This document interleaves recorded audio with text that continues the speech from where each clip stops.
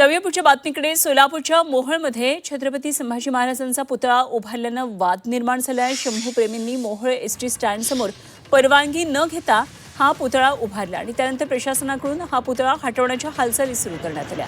मात्र हा पुतळा हटवण्यास स्थानिकांनी विरोध केलेला आहे। जर हा पुतळा या ठिकाणाहून हटवला तर मोहोळ बंद करण्याचा इशारा शंभूप्रेमींनी दिलाय आणि याबाबत शंभूप्रेमी आणि पोलीस प्रशासनात बैठक झाली।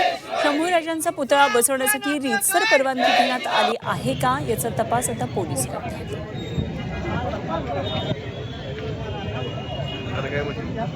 आता या ठिकाणी प्रशासन कायदेशीर प्रक्रिया पूर्ण करण्यासाठी जमा झालेला आहे, परंतु तमाम शिवशंभू भक्तांकडून मी त्या प्रशासनाला एक विनंती करतोय की आता बसवायचं काम शिवभक्तांनी आणि शंभू भक्तांनी इथं मूर्ती बसवायचं काम केलेलं आहे। आमची सगळ्यांची एकच कळकळीची विनंती आहे की ह्या मोहोळमधलं, मोहोळ तालुक्यातलं, सोलापूर जिल्ह्यातलं आणि महाराष्ट्रातलं वातावरण खराब होऊ नये, त्यामुळं प्रशासनानं फक्त आम्हाला एकाच गोष्टीचं सहकार्य करायचं आहे की प्रशासनानं त्या मूर्तीला कुठल्याही प्रकारे धक्का लावायचा नाही।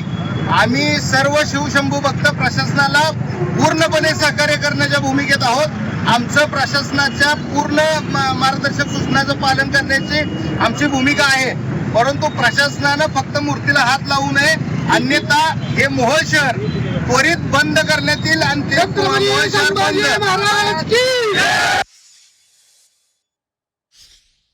स्थानकासमोर छत्रपती संभाजी महाराज यांचा बसवण्यात आलेला पुतळा अधिकृत आहे किंवा कसे याच्याविषयी आम्ही सदर जागा जी NHAIच्या अधिकृत